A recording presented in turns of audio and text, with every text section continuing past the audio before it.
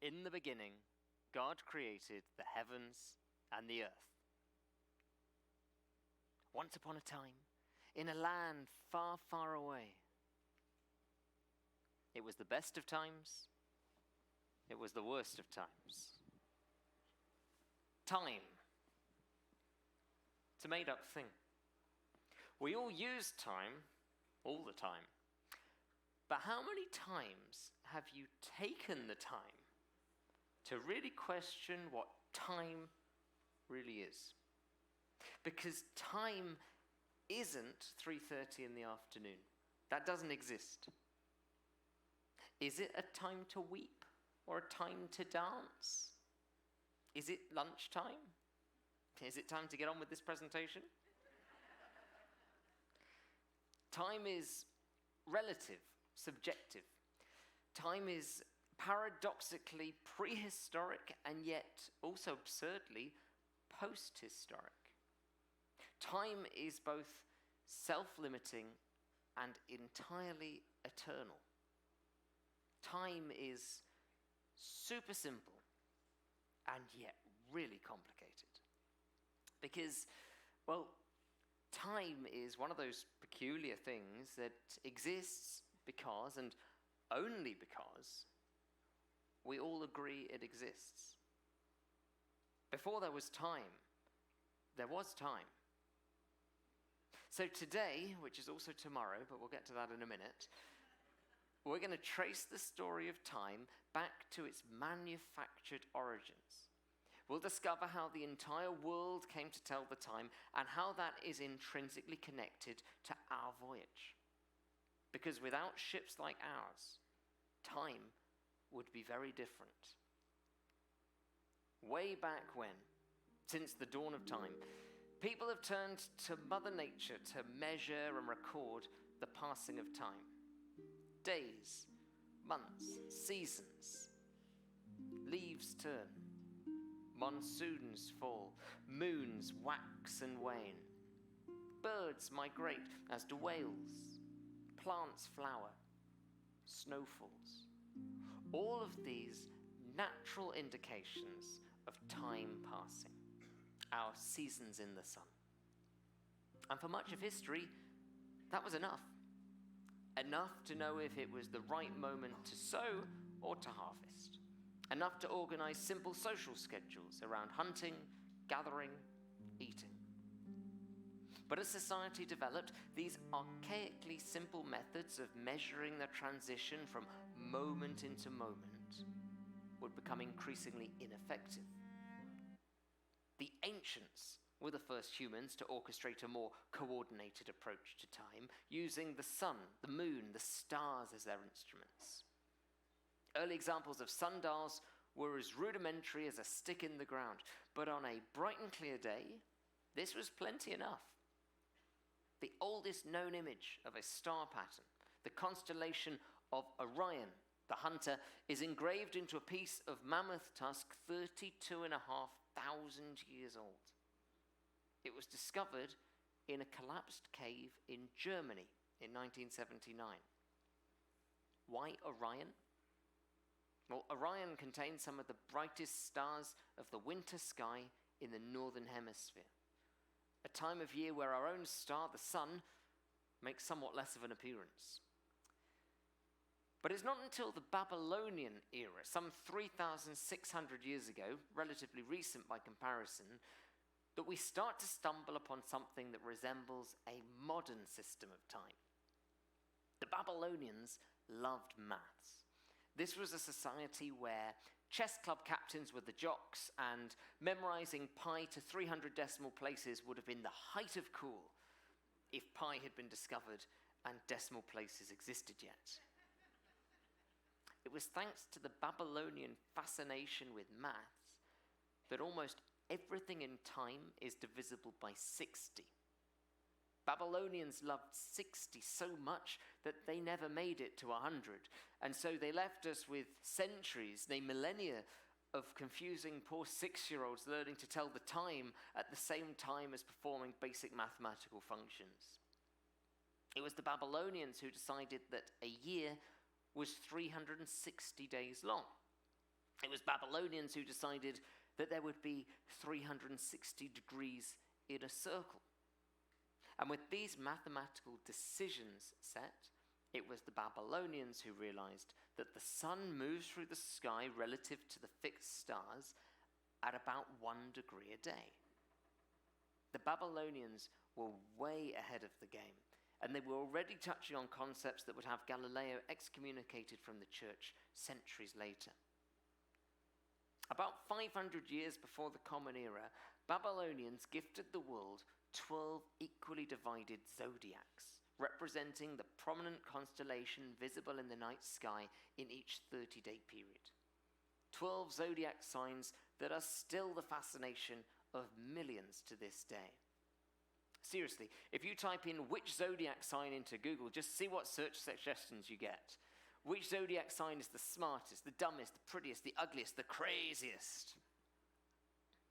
But back to the Babylonians. We still use their base 60 fraction system to this day.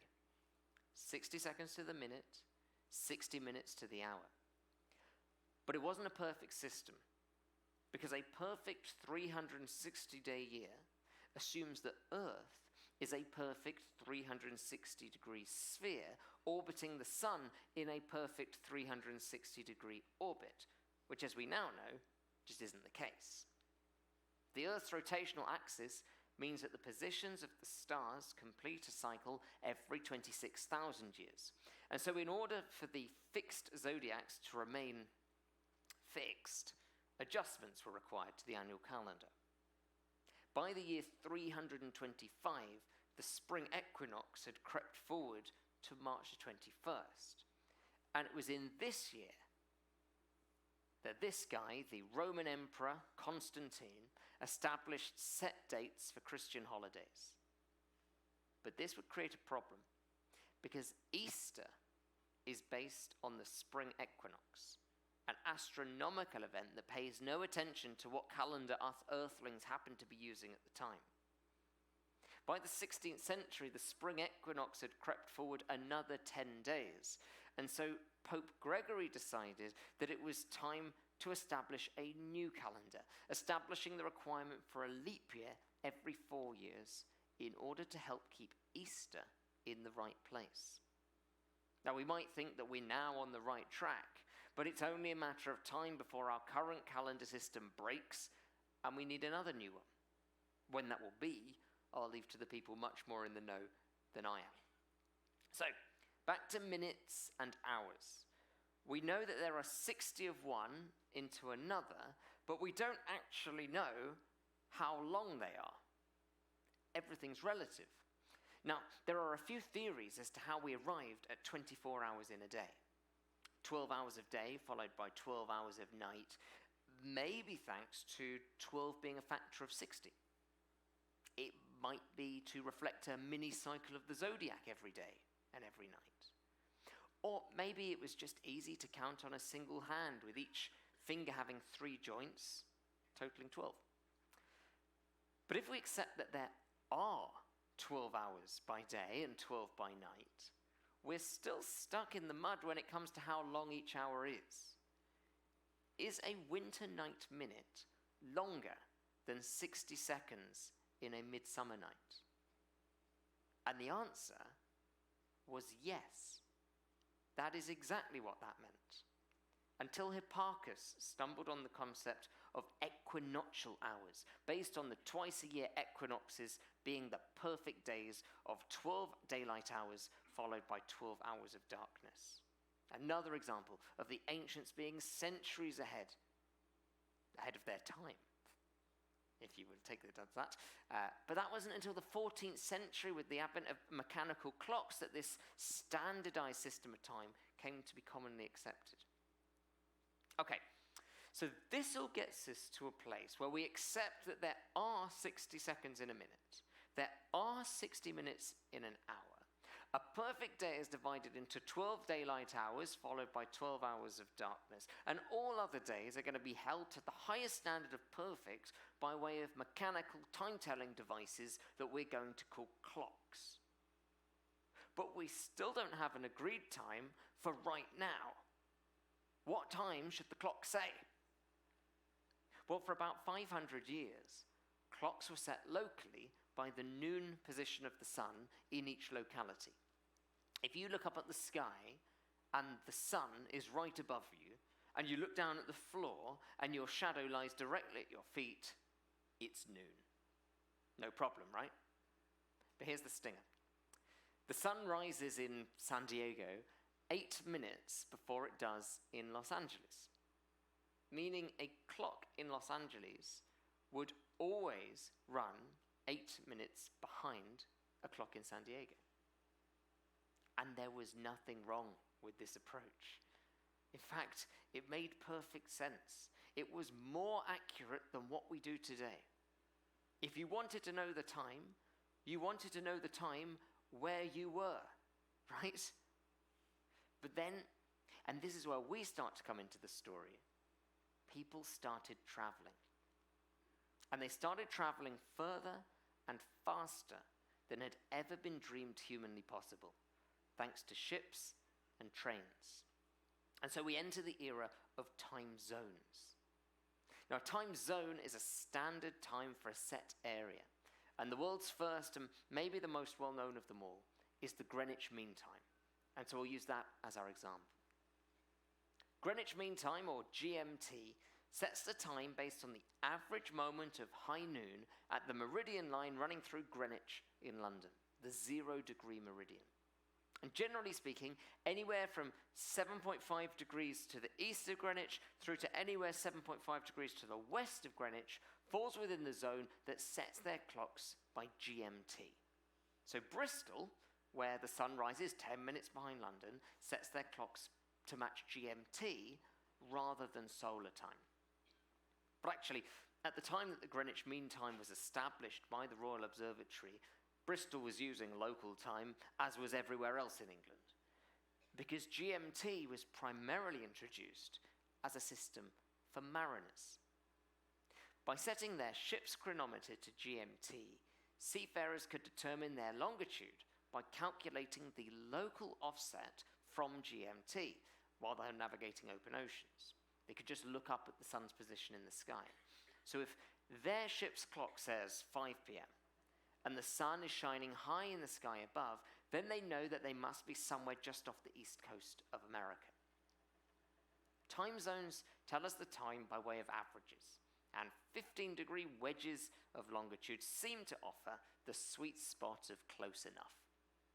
15 degrees also goes into 360 exactly 24 times, meaning a sphere, Earth, could have 24 equally spaced time zones, each one allowing for 1 hour of variation. It's 5 o'clock somewhere. If only it were that simple. You might think that there would be 24 time zones, 1 time zone for each hour of our 24-hour clock. But we live in a far from rational world, and given that time is made up anyway, why on earth would we all agree on the terms? If we just take the neat hourly time zones, zones that are set exactly 1 hour apart from each other, there aren't 24 time zones, as would be expected. There are 27. 27 hours in a 24-hour period. So the next time someone asks you what the time is, I think the best answer is who knows. But seriously, 27 hours all at the same time. It's true. The Line Islands of Kiribati set their clocks to GMT plus 14. So what that means is that for 2 hours a day, every day, it's actually 3 days on Earth at the same time. It's the 3rd of January in Kiribati, Samoa, Tonga, the 2nd of January in Australia and New Zealand, and it is still January the 1st in London. 3 in 1. Calendars are like shower gels these days. But, and you better believe it, it's even messier than that. Because if everywhere can set their own time zone, why do we all have to agree on which minute of the hour we're in? Why can't it be 1:15 over here and 1:45 over there? Well, it can. In total, there are currently 38 time zones in force around the world right now. But that only matters on land. For once, things are actually simpler at sea, and for nautical purposes, ships need only worry about standardized longitudinal time zones for the most part. Actually, in some ways, when we're at sea, it really doesn't matter. So here's Tom, our first officer bridge manager, explaining how we choose the time when we set sail. On board, we hold actually our own time, which is ship's time. So we are not bound by any particular time zone. All we need to ensure is that when we make a port, that we are on their time for convenience of both passengers and crew. But in between that, for a long ocean voyage, we can adjust our time zone as we see fit. We can keep our own time zone on board completely independent of international time zone boundaries, so to say. So when we discuss when to change time is determined by all crew members. Obviously the captain has the overall influence, but we can use the time zone to our benefit. So we can, if we're setting the clocks back, we can always set it back at a good time for crew members to get an extra hour of rest. Specifically, we do that on a turnaround port. So when we're changing crews and we have to get everybody's luggage ready and the ship ready for turnaround, we often will do, if required, a clock change. We'll do it that night to give all the crew members an extra hour to both work and to sleep.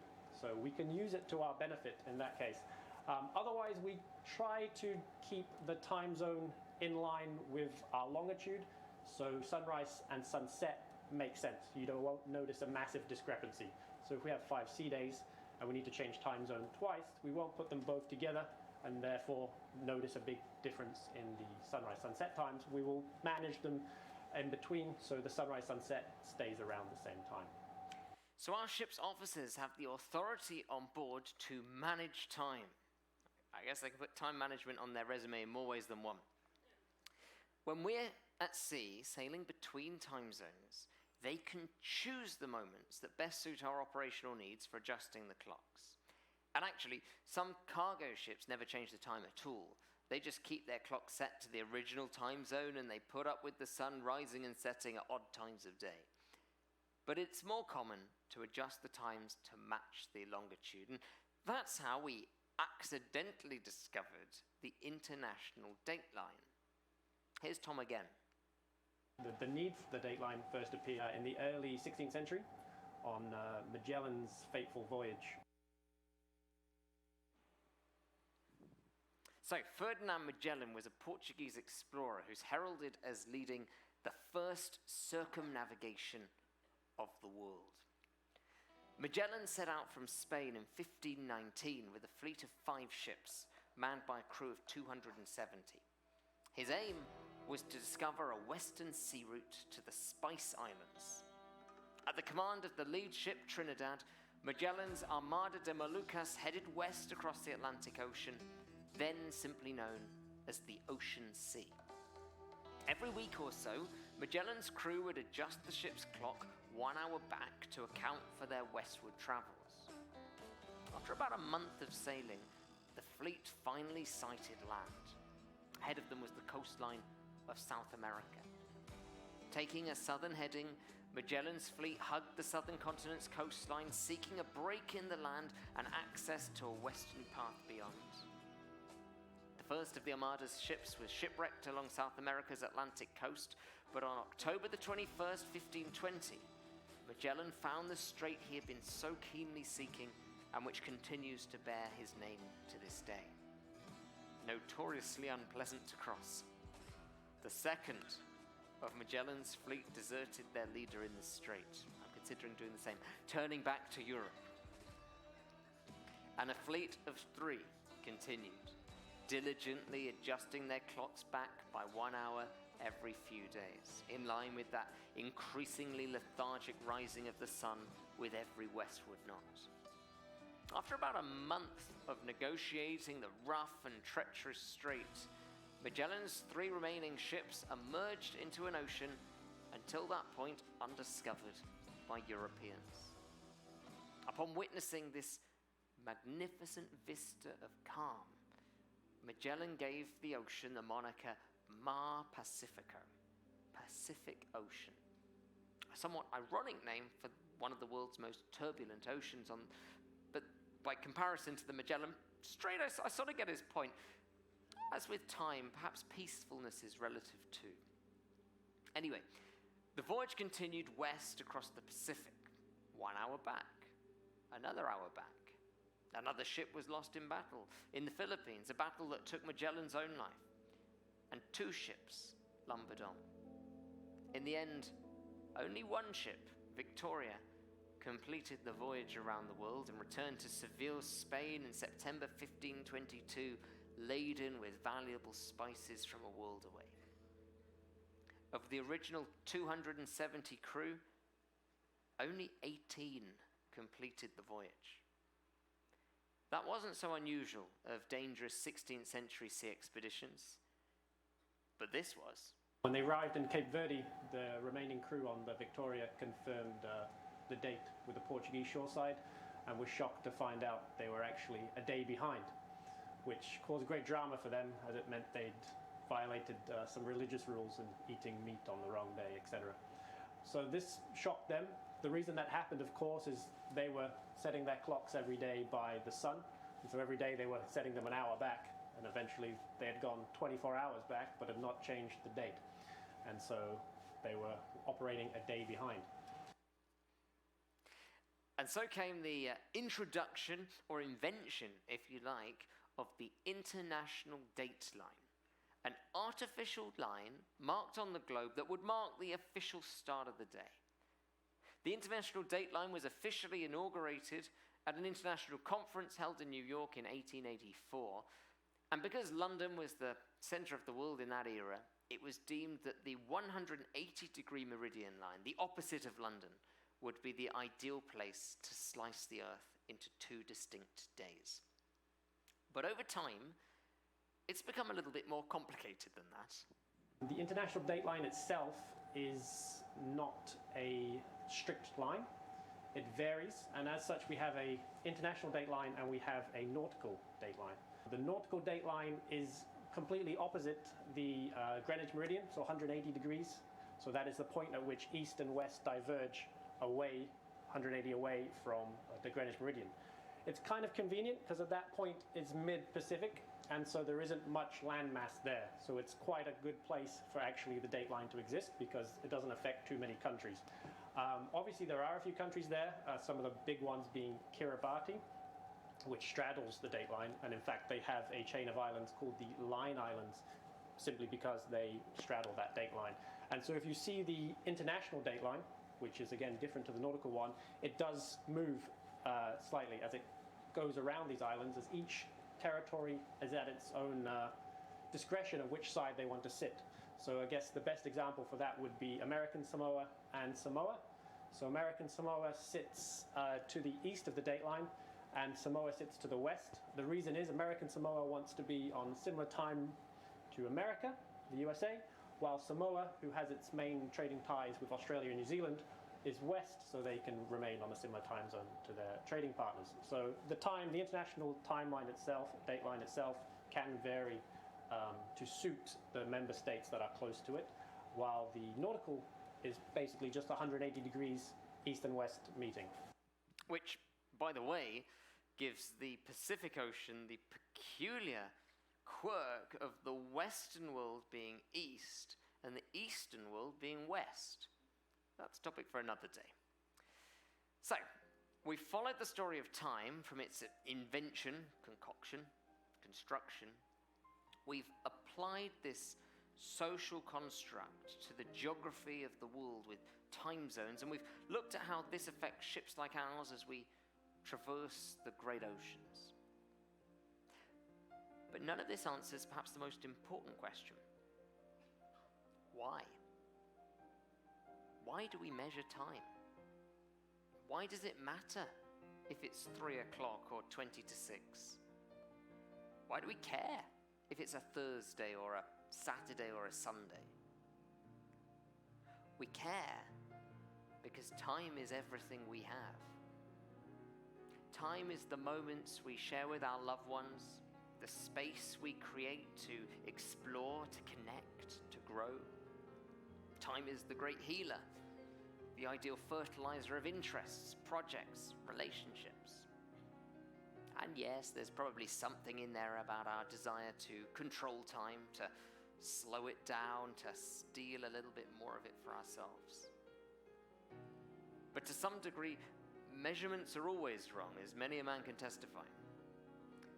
It's not about how much time we have or what time is, but what are we filling that time with? Perhaps most importantly, who are we sharing that time with? So whenever you sail east, think about who you would have loved to have spent that stolen hour with. And more pressingly yet, whenever you sail west, enjoy those extra hours as you roll those clocks back and treasure the gifts of more time with those you love. Thank you.